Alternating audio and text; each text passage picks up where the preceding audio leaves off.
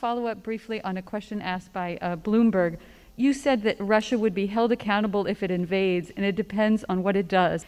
Are you saying that a minor incursion by Russia into Ukrainian territory would not lead to the sanctions that you have threatened, or are you effectively giving Putin permission to make a small incursion into the country? Good question. That's how it did sound like, didn't it? The most important thing to do, big nations can't bluff, number one.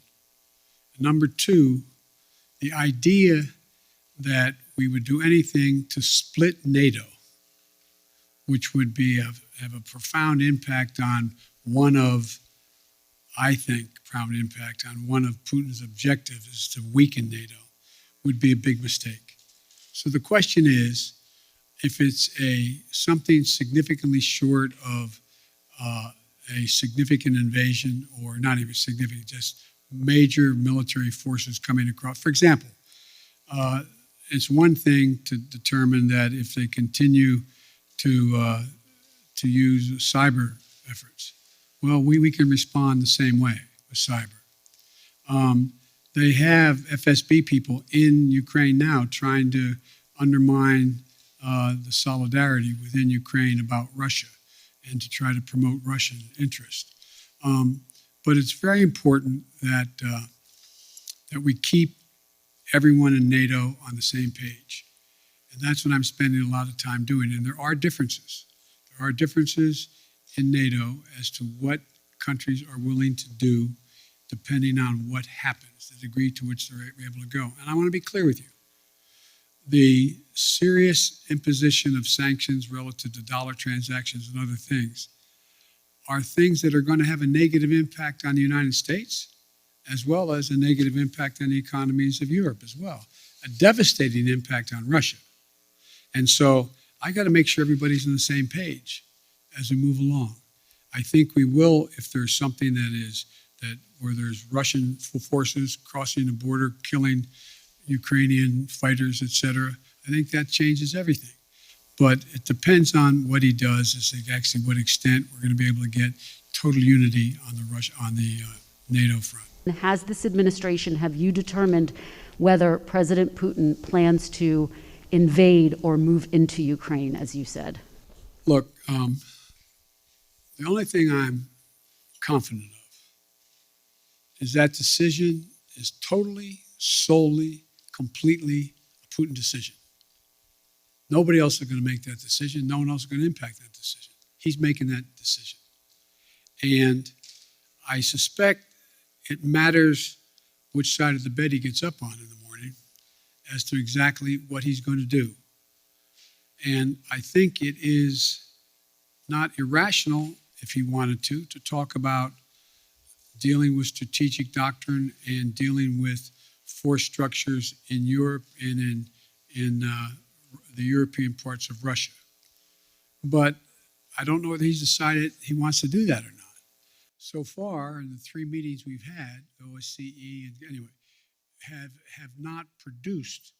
There's a whole range of things that I'm sure he's trying to calculate how quickly he can do what he wants to do and what does he want to do. But he's an informed individual. And I believe he's calculating what the immediate, the short term, and the near term and the long term consequences of Russia will be.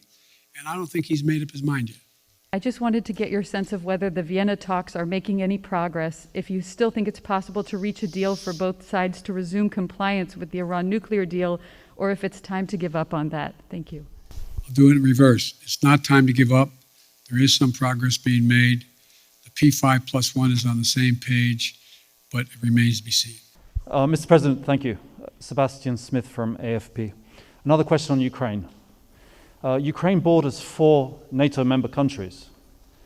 How concerned are you concerned that a real conflagration in Ukraine, if the Russians really go in there, that it could suck in NATO countries that are on the border and you end up with an actual NATO-Russia confrontation of some kind?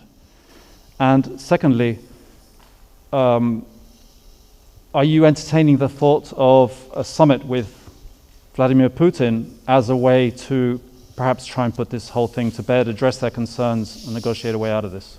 The last part, the last question, yes. When we talked about whether or not we'd pick the 3 meetings we talked about, and we talked about we would go from there if there was reason to go to a summit.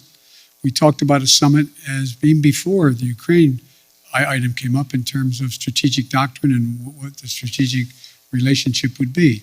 So I still think that is a possibility, number one. Number two, I am very concerned. I'm very concerned that this could end up being, look, the only war that's worse than one that's intended is one that's unintended. And what I'm concerned about is this could get out of hand, very easily get out of hand because of what you said, the borders of Ukraine and what Russia may or may not do. I am hoping that Vladimir Putin understands that he is short of a full-blown nuclear war. He's not in a very good position to dominate the world. And so I don't think he thinks that. But it is a concern. And that's why we have to be very careful about how we move forward and make it clear to him that there are prices to pay that could, in fact, cost his country an awful lot. But of course you have to be concerned when you have, nuclear power invaded. If he invades, it hasn't happened since World War II. This is the most consequential thing that's happened in the world in terms of war and peace since World War II.